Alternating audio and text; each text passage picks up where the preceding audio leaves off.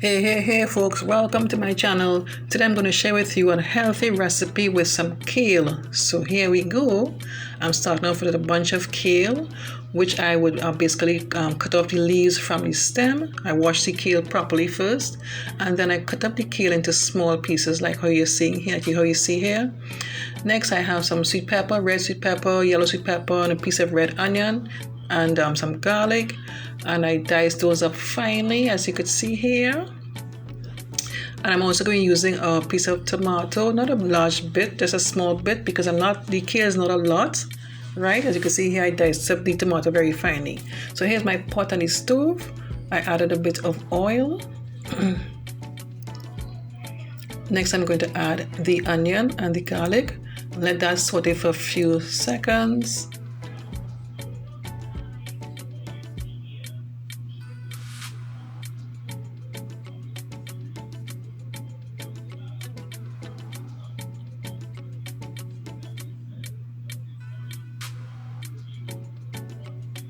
Next, I'm going to add the sweet peppers.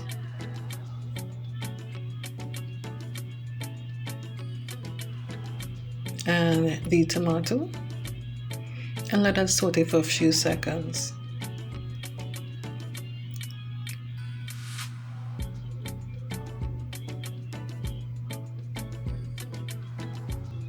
So now I'm going to add the kale.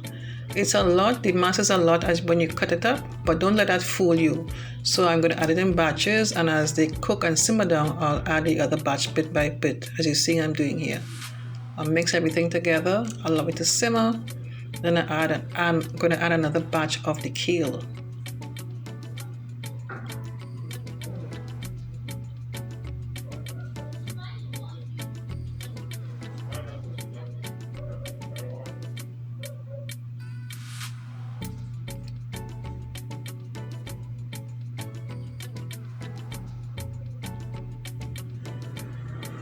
And this is a tip that I learned from my son. He said that don't season the kale at this point because what happens, you'll basically be seasoning because you have a large batch of kale in front of you, right?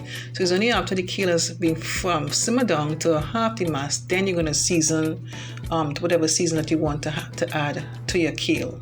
I'm basically using simple seasoning, my Adobe seasoning, some black pepper, and keep it simple, you know? So this is the last batch of kale I'm adding to the pot.